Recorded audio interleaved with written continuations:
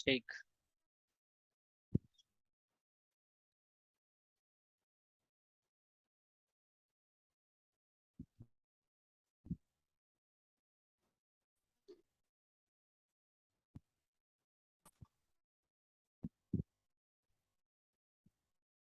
Sir मेरा एक question था। पूछिए।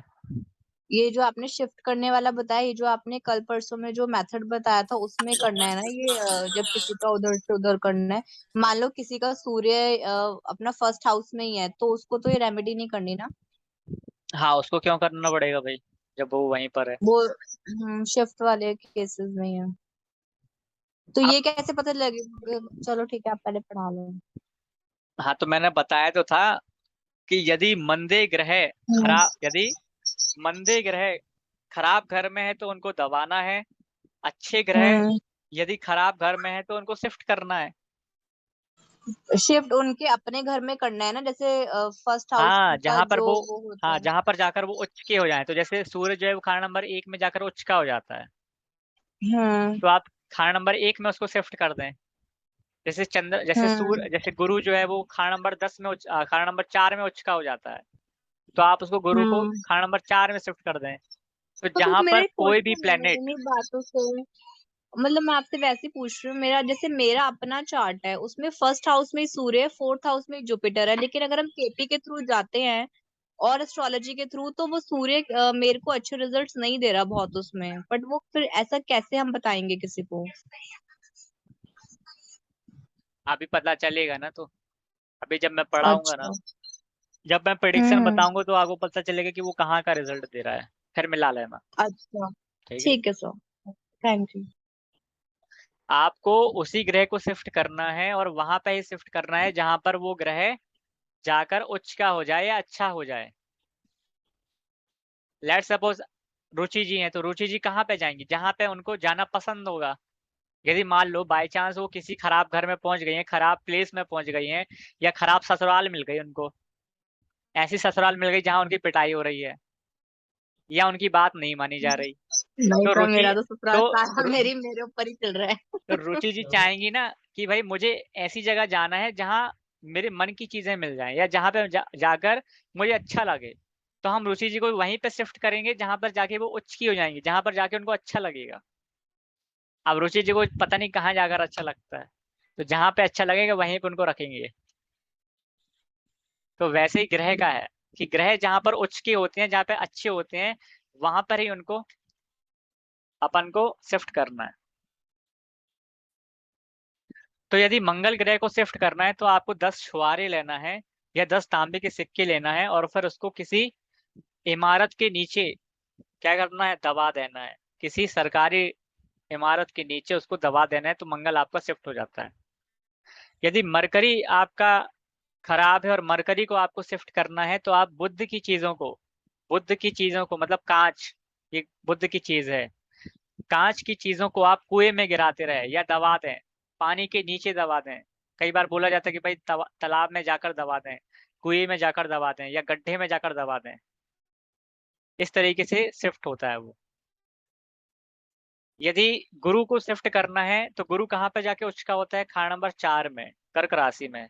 तो हम कहते हैं कि भाई गुरु से संबंधित चीजों को, गुरु की जो चीजें होती हैं जैसे हल्दी है, चने की दाल है, सोना है, तो वो चीज आपको वहां पर 400 ग्राम या 4 किलो, जिस क्वांटिटी में आपका मन करता हो, केवल 4। लेकिन यदि 4 है तो 4 लेना है, 5 है तो 5 लेना है। तो आपको वो क्वांटिटी में लेकर आपको वो चीज वहां पे जाके रखने आनी है, और खाना नंबर 4 में पहुंचाना है। तो जल प्रवाह करना है, मतलब हल्दी को जल प्रवाह करा दो, सोने को जल प्रवाह करा दो, चने की दाल को जल प्रवाह करा दो। अब यहाँ पे 400 ग्राम क्यों बोला? 400 ग्राम का मतलब है का कि जो गुरु है वो खाना नंबर 4 में है। गुरु जो है वो खाना नंबर 4 में जाकर उच्च का होता है, इसलिए 4 आ रहा है। मतलब हमें 4 को ऐड करना ही करना है। अब 4, चाहे 4 रुपए हो जाए, चाहे 400 रुपए हो जाए, चाहे 4,000 रुपए हो जाए, चाहे 4 करोड़ हो जाए, चाहे 4 लाख हो जाए, वैसे ही 400 ग्राम हो जाए, 4 किलो हो जाए, तो आपको केवल 4 की क्वांटिटी पकड़ना है। अब जैसे मंगल खाना नंबर 10 में उच्च का होता है, तो हमने 10 छुआरे बोले आपसे, 10 छुआरे बोले, 10 तांबे के सिक्के बोले, तो इस तरीके से उसकी क्वांटिटी के हिसाब से काम करना है आपको हमेशा, कि वो क्वांटिटी कितनी है खासकर। अब यदि शुक्र ग्रह को उपाय करना है तो शुक्र है कपूर, तो आप कपूर की टिकिया को या कपूर को किसी भी घर की छत पे रखना शुरू कर दें। अब शुक्र कहाँ पे उच्च का होता है? शुक्र होता है 12वीं राशि में, मीन राशि में शुक्र उच्च का होता है। तो हम बोलेंगे कि भाई कपूर की टिकिया को या कपूर को कहाँ पे रखो? कपूर की टिकिया को या कपूर को या शुक्र की चीजों को छत पर रख कर आओ, छत पर टांग दो, खप्पर पे रख दो, तो उससे शुक्र का क्या हो जाएगा? उच्च का हो जाएगा। यहाँ सर छत क्यों लिए? 12वां घर बारहवां है ना, घर 12वां घर। छत को रिप्रेजेंट करता है। हाँ, 12वें घर में यदि किसी ग्रह को शिफ्ट करना है तो आपको छत में रखना पड़ेगा, छत में लटकाना पड़ेगा, अपनी हाइट से ऊंची जगह पर रखना पड़ेगा।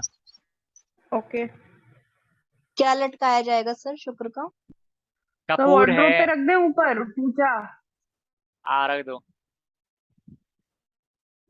पर सर मुझे एक क्वेश्चन है, जिनका 12th हाउस में शुक्र होता है, मतलब आप कह रहे हो वो बहुत अच्छा होता है, बट मैंने देखे हैं उनके एक्सपेंसेस बहुत ज्यादा जाते हैं लग्जरीज के ऊपर, ऐसा क्यों?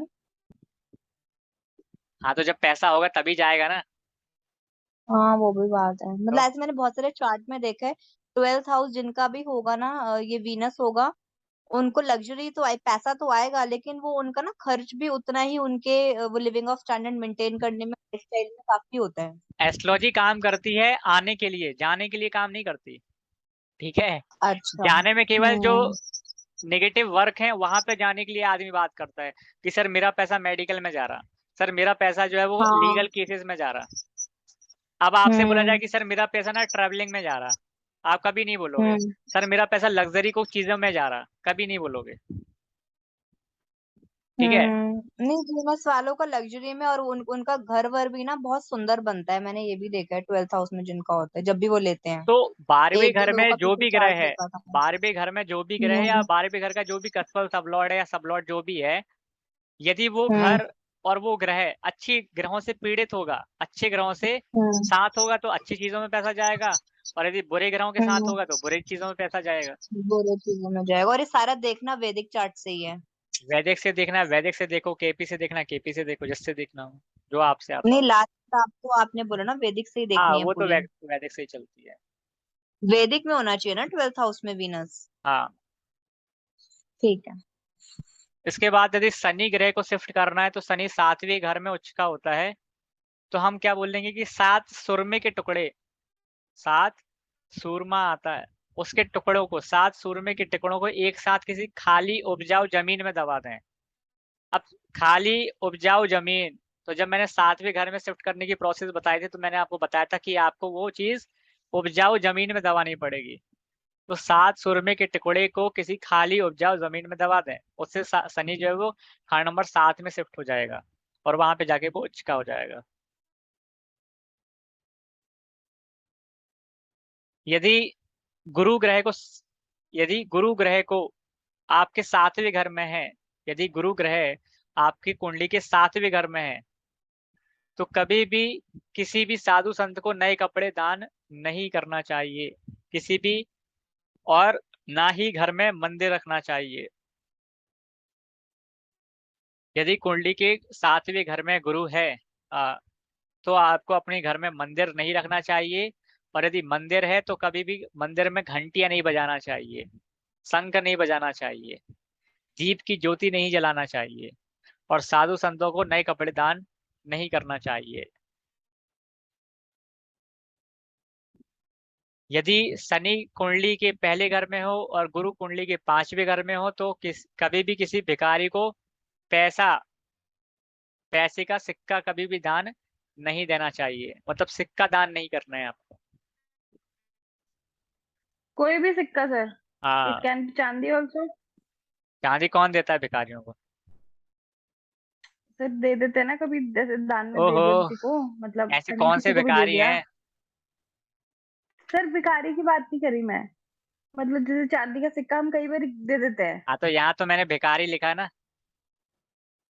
अच्छा, सिर्फ भिखारी के केस में ना? हाँ, मैं उस केस की बात कर रही थी, जैसे कई बारी ना वो किन्नर आते हैं वो करने के लिए, तो फिर वो कई बारी चांदी का सिक्का देना पड़ता है उनको। अच्छा, किन्नर उस इतनी केस बड़ी की बात डिमांड करने करती लगे थी। आजकल?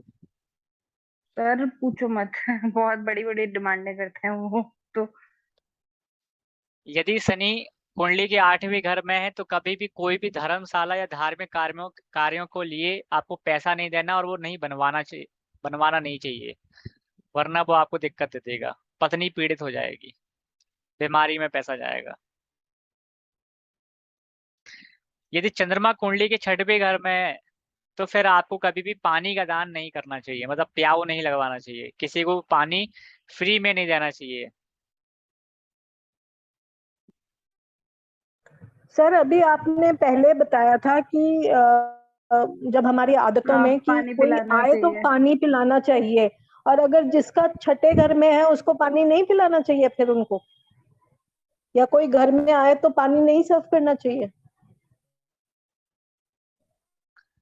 देखो, इस चीज पे काफी तर्क हुआ है लाल किताब को लेकर, ठीक है, और लाल किताब ऐसे ही कुछ पंक्तियों को लेकर बदनाम हुई है। बट इस कॉन्सेप्ट को समझिए कि यहाँ पर हम अपने घर में आए हुए मेहमान की बात नहीं कर रहे हैं, हम यहाँ पर किसी बड़े लार्ज के बारे में बात कर रहे हैं कि आप किसी बड़ी क्वांटिटी में प्याऊ लगवा दिए, ठीक है, मंदिर में भंडारा चल रहा था तो भैया पानी हमारी तरफ से, हमने वहां पे टैंकर खड़ा करा दिया, ऐसा कुछ नहीं करना है आपको, ठीक है। वरना तो मैं ये बोलूंगा कि फिर आपके घर में यदि आपका बाप मर रहा होगा, वो बोल रहा होगा बेटा पानी ला के दे दो, आप उसको पानी लाकर नहीं दे रहे, क्यों? क्योंकि चंद्रमा आपकी 6वें घर में है। ऐसे विचार नहीं रखना है, इसको बड़ी क्वांटिटी में अप्लाई करने बोला गया है। और साथ ही साथ कई लाल किताबियों ने ये भी बोला है कि यदि चंद्रमा 6वें घर में हो तो शंकर जी को जल मत चढ़ाओ, ऐसी अफवाह फैला दी, जबकि लाल किताब में ऐसा कुछ नहीं लिखा।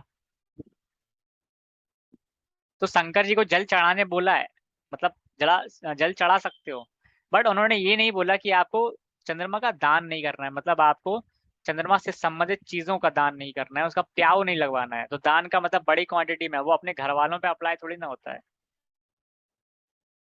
वरना तो कल के दिन आप अपने भाई को, अपनी मम्मी को, अपने बच्चों को पानी नहीं दोगे कि पहले 1 रुपए लाओ उसके बाद पानी देंगे, क्या वनीता जी? जी सर, ठीक है। ठीक है, तो उन चीजों को समझो कि वो चीज कितनी अप्लाई हो सकती है और उसका मतलब क्या है। नहीं, वर्ण आपने कहा था ना फ्री में नहीं देना है किसी को, तो अब कोई अगर गेस्ट आ गया, या सपोज कर लो जैसे हमारी घर में आता है, कोरियर वाले आते हैं, हम उनसे भी पानी पीते हैं, पूछते हैं, तो ये तो फ्री का हो गया ना फिर पानी। भाई, कोरियर वाला आपके लिए कुछ मेहनत नहीं करके नहीं, ये आया, तो उसको बहुत फ्री, छोटी चीज है। वो चीज आपके लिए कुछ करके लार्ज लेकर स्केल आया पे है। नहीं करना बेसिकली। हाँ। हाँ, यही है ना सर कि लार्ज स्केल पे नहीं करना बस। लार्ज स्केल पे नहीं करना। अब आप कहीं घूमने जा रहे हो, राइट, आप कहीं पे घूमने जा रहे हो, अब आपने क्या किया कि एक काम करते हैं कि यार हम अपनी तरफ से ना, भंडारा चल रहा है या कोई ऐसा कोई फंक्शन चल रहा है, एक काम करते हैं कि हम बिस्लरी की बोतल बंटवा देते हैं सबको। ऐसा कोई काम नहीं करना कि बिस्लरी की बोतल बंटवा दिया आपने, प्याऊ लगवा दिया, ऐसा कुछ नहीं करना है। तो समझ गई लार्ज सर। क्वांटिटी में नहीं करना है, ये मना किया था उन्होंने। वरना तो फिर चंद्रमा 6 वाला जो है ना, उसको खुद पानी मिलना बंद हो जाएगा।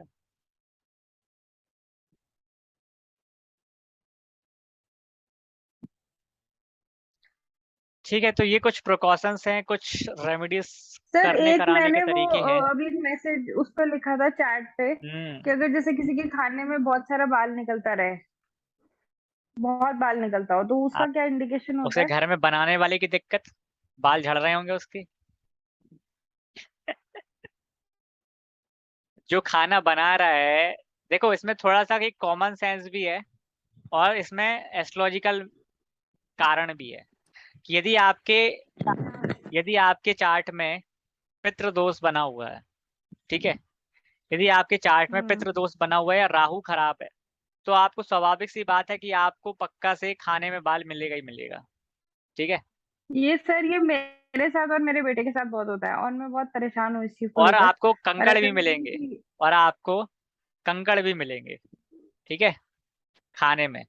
लेकिन कुछ चीजें तो अपने हाथ में भी है कि आप खाना बना रहे हो, तो अब जो बना रहा है मतलब आप ही बना रहे हो, मान लो अपने घर में, अब आपके हाँ, बाल मैं ही ज्यादा बना झड़ रही रहे हूँ हैं, सर। आपके नहीं नहीं, बाल मेरे झड़ बाल रहे हैं, बाल नहीं झड़ते हैं, फिर नहीं झड़ते सर। वो कहीं ना कहीं से ना बाल आ ही जाता है। मतलब मैं जैसे कहीं रेस्टोरेंट में भी जाऊँ, अब हाँ रेस्टोरेंट में भी बाल निकल आता है, सोचो। घर में भी निकलता है, बाहर भी निकलता है। किस किस के बाल झड़ रहे हैं मेरे खाने में? हाँ, तो यदि ऐसी कुछ घटना हो रही है तब फिर आप इसको बोलेंगे कि आपकी चार्ट में या तो पितृदोष है या तो राहु पीड़ित है। ठीक है, तो उसका क्या वो रहता है सर? ग्रहों के हिसाब कोई से उपाय उपाय? होगा, उपाय होगा अभी बताएंगे। मेरे घर में भी खाना तो मैं बनाती हूँ, मेरे हाँ खाने तो में बाल नहीं निकलता है, बाल लेकिन बांध कर हस्बैंड के बांधा खाने में हो। जरूर बाल। बाल बंधे होते हैं सर, जूड़ा, जूड़े से ज्यादा हाँ बाल तो बिल्कुल। कहीं भी नहीं बंधे होते। जूड़ा बना के अगर कोई खाना बना रहा है, फिर भी उसके खाने में बाल निकल रहे हैं, सोचो। हाँ, तो फिर ये कुंडली का दोष रहता है, उसके कारण ऐसा होता है।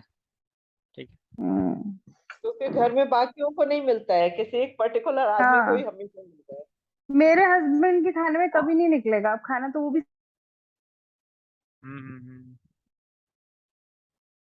हस्बैंड की भी किस्मत खराब।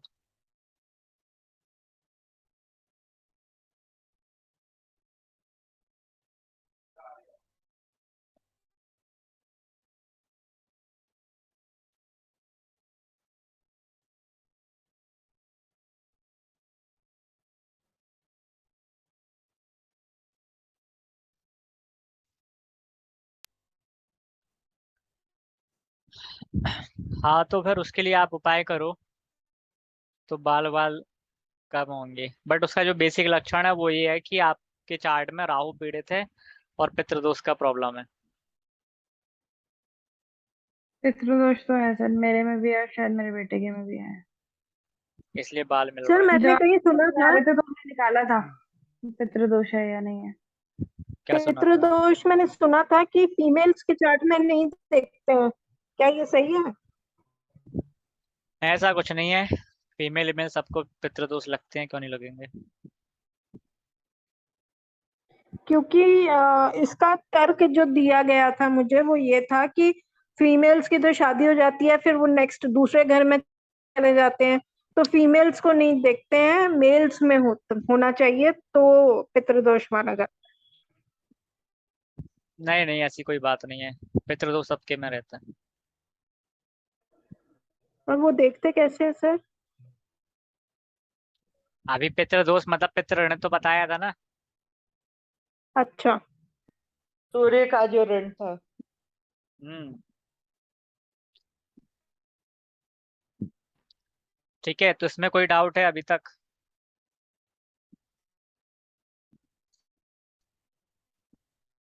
सर ये सूर्य की पूजा होती है ना, उससे निकलता है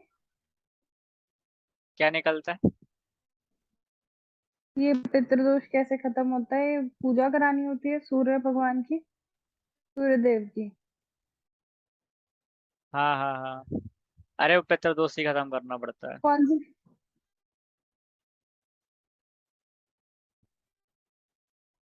सर बताना पितृदोष मुझे इसके बारे में प्लीज। उपाय बताया तो था, पैसे इकट्ठे करो, यज्ञ वो कराओ। सब लोगों से बराबर बराबर पैसा इकट्ठा सर करके। वो, दैट्स वेरी डिफिकल्ट सर, वो नहीं पॉसिबल हो हाँ पाएगा। हाँ। इट्स अ वेरी डिफिकल्ट बस तो टास्क। फिर बाल खाओ और क्या है, यही है। हम्म। फिर बाल गिनो अपने खाने में, और क्या कर सकते हो इसके अलावा। नहीं नहीं, और भी काफी चीजें होती है ना सर, इसके क्यों? इम्प्लीकेशंस और भी तो क्यों पितृदोष निर्मला के, जी, यही सिर्फ उपाय बाल है। ही तो नहीं होता है।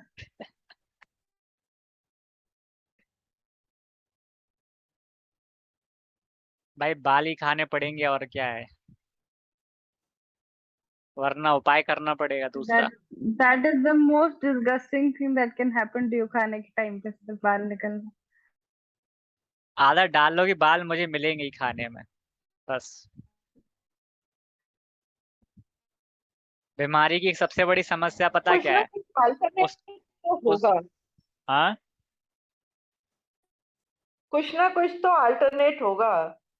एग्जैक्टली। आप देखो सस्पेंस वैसे बना के रखे हुए हैं। हर चीज का वैसे अल्टरनेटिव तो बना ही हुआ है, बट क्या ना, आप लोगों को जी जितने भी अल्टरनेटिव दे दो ना, तो आप लोग को हमेशा अल्टरनेटिव ही चाहिए। जो फर्स्ट प्रायोरिटी पे है वो आप लोग कभी नहीं नहीं, नहीं वो आदमी बात मांगता नहीं ही है। नहीं है वो, इसलिए बताना भी उतना समझते नहीं। वो सर ये जो ऐसे ये जो यज्ञ वाला जो काम है ना सर, हाँ, ये इतने सारे लोगों के से जाके मांगना पैसा वो बहुत इकट्ठा करने ही वाली दिक्कत है, यज्ञ तो करा ले, हाँ बहुत ही ट्रिकी काम है। और वो भी अगर किसी कराना ने हो मान तो लो कुछ करा दे, पैसे दे दिए। पर सबसे बराबर बराबर इकट्ठा करना वो बड़ा मुश्किल काम। अरे तो जब पैसे इकट्ठे नहीं कर सकते तो उसका अल्टरनेटिव ये भी तो था कि जितने परिवार के सदस्य सबकी एक लिस्ट बनाओ, और जितने हाँ मान लो 50 लोग आपकी लिस्ट में हैं, तो 50 लोगों से हाँ 10 रुपए ले रहे हो, तो 10 हाँ रुपए ले रहे हो तो उसका 10 गुना कर दो, मतलब 100 रुपए का हिसाब लगाओ, और अपने जेब से 100 रुपए ऐड करो। ठीक यही है फिर दूसरा अल्टरनेटिव ऑप्शन, ठीक है। अच्छा और तो फिर मतलब यज्ञ कराओ। 50 100 हो गया, 5,000 रुपए अपने हाथ हाँ, से लगा के दे दो, मतलब यज्ञ करा लो। ये है। ओके, हाँ ये किया जा सकता है। अब आप बोलोगे सर ये वो भी नहीं कर सकते हम, नहीं नहीं नहीं वो नहीं तो तो सर, कर हो फिर जाएगा वो कर फिर कुछ नहीं कर सकते। possible। तो अब ये हम कैसे डिसाइड करें कि क्या हमारा वो मिनिमम अमाउंट होना चाहिए किसी से हमें लेना होगा? आप अपने पंडित जी से ये पूछो ना, हमारे यज्ञ ऊपर डिपेंड करेगा। यज्ञ कितने में होता है, जितने में होता है उसके हिसाब से पूछ लो उससे। सर यज्ञ मतलब हवन ही होता है ना? यज्ञ एक अलग चीज है, हवन एक अलग चीज है। यज्ञ बहुत बड़े लेवल का होता है, और यज्ञ हवन छोटे लेवल पर होता है। तो यज्ञ ये होता है सूर्य आजकल? सूर्य वाला कराना चाहिए। हाँ, यज्ञ यज्ञ होता है। मंदिरों में अच्छा, होता है। पंडित जी सर कर लेते हैं? भागवत कथा को यज्ञ में नहीं लिया जाएगा? हाँ, भागवत कथा को यज्ञ में नहीं लिया जाएगा, क्योंकि यज्ञ तो आजकल वैसे तो कोई कराता ही नहीं है। हाँ, यज्ञ वैसे होते नहीं है, बट उसमें पैसा ज्यादा जी लगना पड़ता है। हाँ जी सर, कोई नहीं कराता, कहीं नहीं सुना। पैसा ज्यादा जी लगता है ना। जी। तो सर भागवत को नहीं लिया जाएगा यज्ञ में? नहीं नहीं नहीं, भागवत देखो, भागवत अपने आप में एक यज्ञ कहा गया है, भागवत अपने आप में एक यज्ञ है। भागवत जो है वो अपने आप में एक यज्ञ है। तो आप ये, हाँ, ये चीज उन्होंने अच्छे बताई कि भागवत जो है वो अपने आप में यज्ञ है। तो यदि आप भागवत करा दो अपने पितरों के नाम से, सबके नाम से एक भागवत करा दो, तो भी हम कंसिडर कर सकते हैं, क्योंकि आज के टाइम में यज्ञ कराना सबके बस की बात नहीं है। कोई यज्ञ नहीं कर सकता, क्योंकि यज्ञ बहुत बड़े लेवल का होता है। बट आप वो कर सकते हो, आप ये कर सकते हो, भागवत।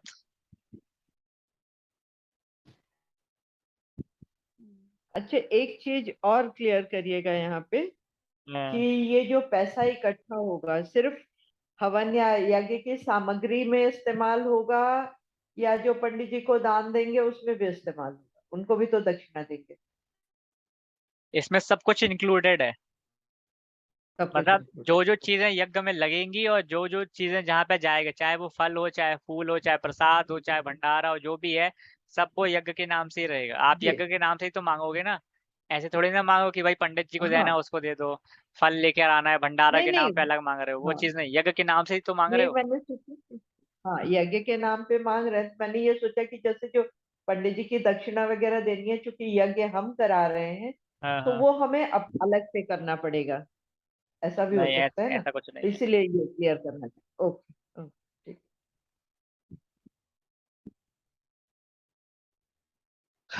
चलिए, और कुछ क्वेश्चन इसमें?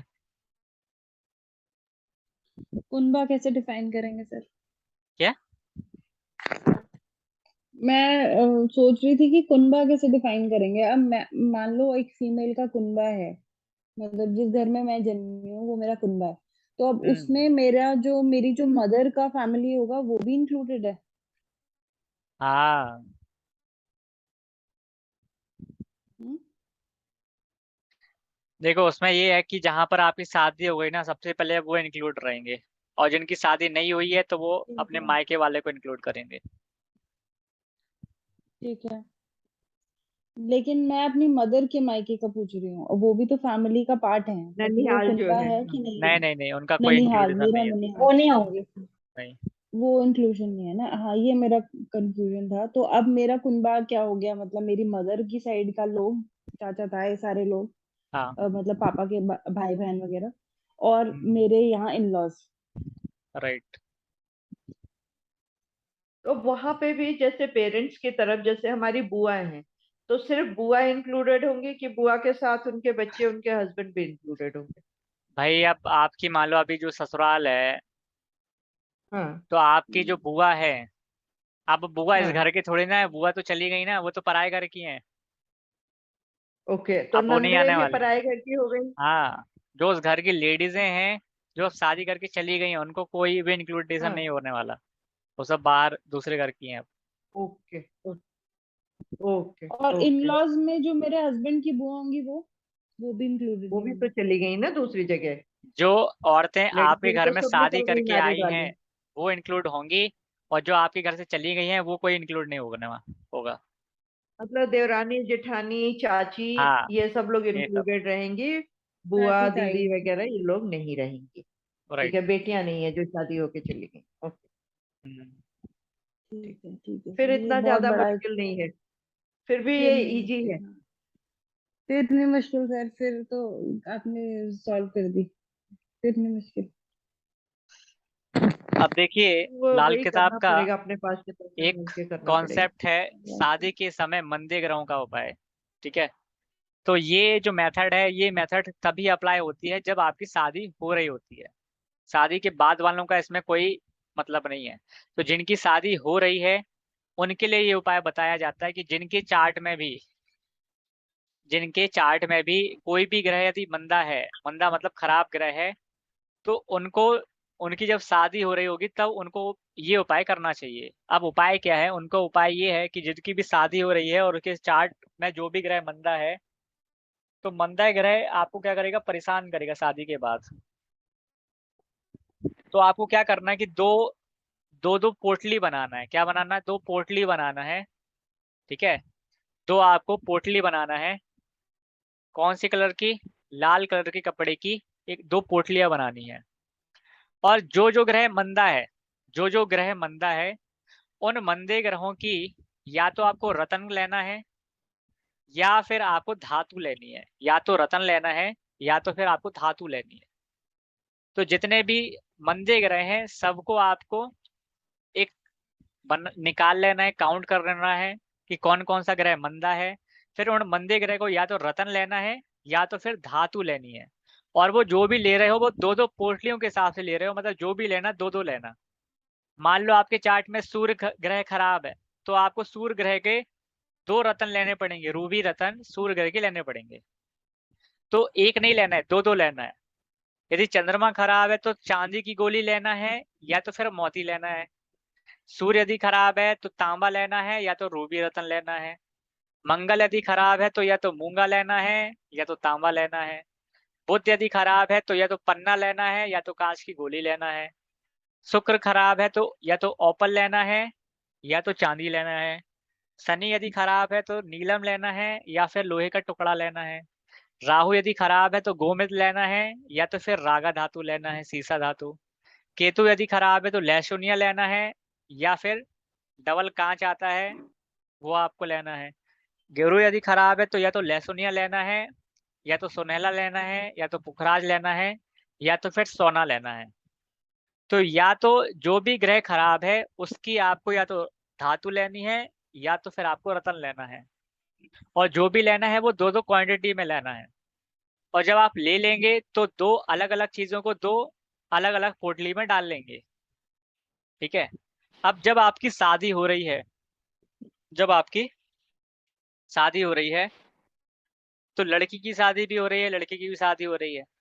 तो जब आपकी शादी हो रही है, तभी मंडप के टाइम आपको ये दोनों पोटली में से एक पोटली को, एक पोटली में जब आपकी शादी हो जाए, कंप्लीट शादी हो गई, अब आपकी विदा होने वाली है। अब आपकी विदा होने वाली है। फीमेल का जो पक्ष है, वो आंसू बहा रहा है। जो औरतें हैं उनके घर की, वो सब रो रही हैं। उसी समय ये उपाय करना है। अब उपाय क्या है इस चीज को समझिए कि आपने जो 2 पोटली बनाई है उसमें से एक पोटली में आपने ये जो रत्न वगैरह जो भी रखे हुआ है, इन सारी चीजों का जो आइटम है उन सबको क्या करना है, उन सबको ससुराल में जाने से पहले, मतलब ससुराल में पहुंचने से पहले पहले तक एक पोटली के जितने भी धातु है या जो भी रतन है या वो जो पोटली है, सबको अपने हाथों से छुआकर उस ससुराल में पहुंचने से पहले, ठीक है, ससुराल में पहुंचने से पहले और विदा होने के टाइम से लेकर ससुराल में पहुंचने के पहले तक आपको इस पोटली को किसी बहते हुए पानी में बहा देना है। किसी बहते हुए पानी में बहा देना है एक पोटली को, और दूसरी पोटली को अपने पास संभाल कर रखना है, और ये संभाल कर रखना है आजीवन। आजीवन आपको संभाल कर रखना है। अब आप क्वेश्चन करोगे कि सर यहाँ हम शादी करेंगे, शादी के बाद विदा होगी तो हम अपने गाड़ी में बैठ के ससुराल आएंगे। अब वहां पर हमारी चलने वाली तो है नहीं कि हम वहां पर पानी में बहाने जाने लगे, ऐसी प्रॉब्लम आएगी। तो ऐसी स्थिति को देखते हुए लाल किताब में एक सजेशन दिया गया कि आप क्या करें कि एक दिन पहले यदि आपके आसपास कोई बहता हुआ पानी है, बहते हुए कोई नदी है या कोई भी झरना है या जो भी है, वहां से आप क्या करें, एक बाल्टी में ना पानी ले आए। एक बाल्टी में एक दिन पहले पानी ले आए, और जब ये विदा विदा हो जाए, और जब विदा हो जाए उसके बाद जब आप इस रेमेडीज को कर रहे हो, तो जिसके भी चार्ट में जो भी ग्रह खराब था, मतलब दुल्हन का यदि आप उपाय कर रहे हैं तो दुल्हन के हाथों से वो जो पोटली है उस पोटली को आपको उस बाल्टी में डुबो देना है, और बाल्टी में पानी भी वही होना चाहिए जो नर्मदा नदी का है। और फिर आपको क्या करना है, फिर उसके घर वाले, वो लड़की जाए ना जाए कोई दिक्कत नहीं है, बट उसके घर वालों में से कोई भी बंदा वो जो पानी है और पानी के अंदर जो पोटली है वो सब बाल्टी में रखे या जैसा भी रखना हो, और वो सारी चीजें उसी नदी में डालकर आए। ये उपाय होता है इस तरीके से। तो इससे क्या होता है कि इससे आपके चार्ट में जो भी मंदे मंदे ग्रह हैं, जो भी खराब ग्रह हैं, तो शादी होने के बाद वो ग्रह अच्छा असर देना चालू कर देते हैं, अच्छा असर देना चालू कर देते हैं। तो ये तो बात हो गई फीमेल्स की। लेकिन यदि किसी मेल की भी शादी हो रही है और मेल के चार्ट में ग्रह खराब है, तो मेल को तो कोई रोकने वाला है नहीं, तो वो भी सेम उपाय करेगा कि उसको भी 2 पोटली बनाना है। उसके चार्ट में जो भी ग्रह मंदे हैं वो मंदे ग्रहों का आइटम लेना है, उसको पोटली में रखना है, और जब विदा हो जाए तो विदा होने के बाद एक पोटली को बहते पानी में बहाना है और दूसरी पोटली को अपने साथ हमेशा के लिए रखना है। ये पोटली कभी भी चोरी नहीं होना चाहिए। यदि बाय चांस चोरी हो जाती है तो फिर जो आपने अपने पास आइटम रखा था वो आइटम वापस से खरीद के वापस से रख लेना है। ये चीज आपको करना है।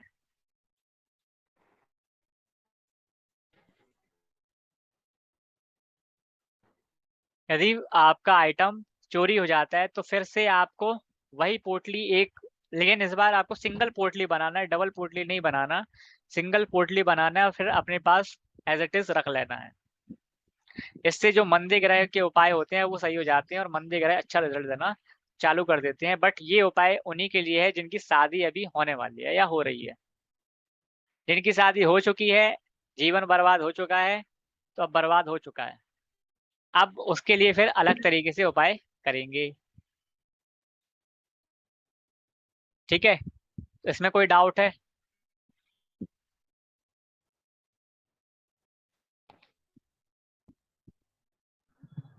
सर लड़के के लिए क्या करना है दोबारा बताइएगा।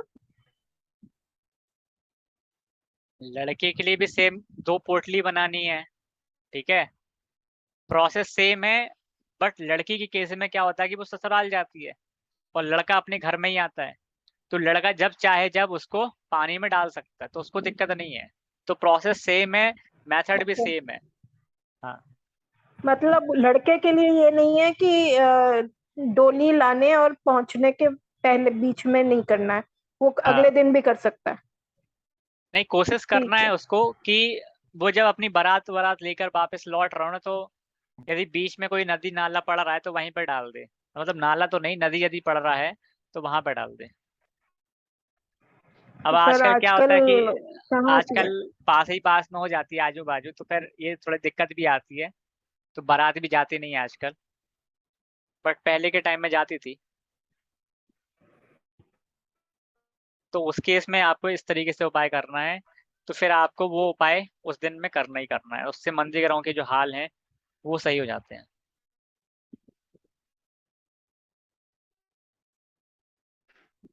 इसमें कोई और डाउट?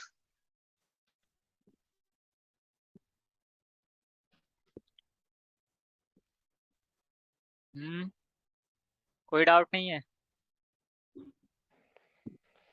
चलिए, यदि कोई डाउट नहीं है तो फिर हमारा एक नेक्स्ट कॉन्सेप्ट है, जो अनादर एक इम्पोर्टेंट कॉन्सेप्ट है, और ये कॉन्सेप्ट बहुत कम लोग पढ़ाते हैं लाल किताब के अंदर। इसको कहते हैं हम 36 साला चक्र। 36 साला चक्र बहुत कम लोग पढ़ाते हैं। तो 36 साला चक्र है क्या? ये जैसे मैंने आपको 35 साला चक्र पढ़ाया था, ये सेम एज इट इज काम करता है। बस 35 साला चक्र में ग्रहों को लिया जाता है। 35 साला चक्र में क्या होता है, ग्रहों की दशा बनती है। बट 36 साला चक्र थोड़ा सा डिफरेंट होता है। 36 साला चक्र में हाउसेस को लिया जाता है। 36 साला चक्र में हाउसेस पे बात की जाती है, और जबकि 35 साला चक्र में ग्रहों पे बात की जाती है।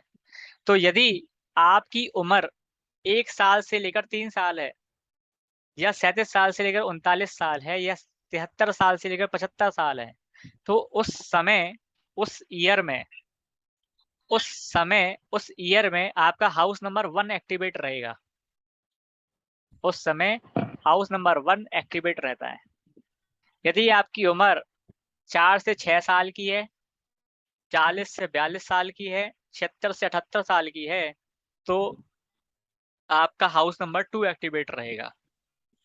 यदि आपकी उम्र 7 से 9 साल की है, 43 से 45 साल की है, 79 से 81 साल की है, तो फिर आपका हाउस नंबर 3 एक्टिवेट रहेगा।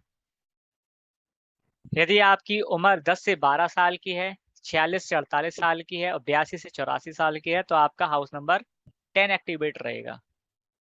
यदि आपकी उम्र 13 से 15 साल की है, 49 से 51 साल की है, 85 से 87 साल की है, तो आपका हाउस नंबर 11 एक्टिवेट रहेगा। यदि आपकी उम्र 16 से 18 साल की है, 52 से 54 साल की है, 88 से 90 साल की है, तो आपका हाउस नंबर 11 एक्टिवेट रहेगा। यदि आपकी उम्र 16 से 18 साल की है, 52 से 54 साल की है, या 88 से 90 साल की है, तो आपका हाउस नंबर 12 एक्टिवेट रहेगा। यदि आपकी उम्र 19 से 21 साल की है, 55 से 57 साल की है, या 91 से 93 साल की है, तो आपका हाउस नंबर 4 एक्टिवेट रहेगा। यदि आपकी उम्र 22 से 24 साल की है, 58 से 60 साल की है, या 94 से 96 साल की है, तो आपकी 5th हाउस एक्टिवेट रहेगा। यदि आपकी उम्र 25 से 27 साल की है, 61 से 63 साल की है, और 97 से 99 साल की है, तो आपका हाउस नंबर 6 एक्टिवेट रहेगा। यदि आपकी उम्र 28 से 30 साल की है, 64 से 66 साल की है, या 100 से 102 साल की है, तो आपका 7th हाउस एक्टिवेट रहेगा। यदि 31 से 33 साल की है, 67 से 69 साल की है, और 103 से 105 साल की है, तो आपकी 8th हाउस एक्टिवेट रहेगा। और यदि आपकी उम्र 34 से 36 साल की है, 70 से 72 की है, और 106 से 168 साल की है, तो आपकी कुंडली का 9th हाउस एक्टिवेट रहेगा। तो ये एक प्री डिफाइंड चार्ट है जिसको हमें याद करना पड़ता है। अब एक्टिवेट रहने का मतलब क्या है और इसका यूज क्या है, इस चीज को समझेंगे। इसको आपको याद करना है।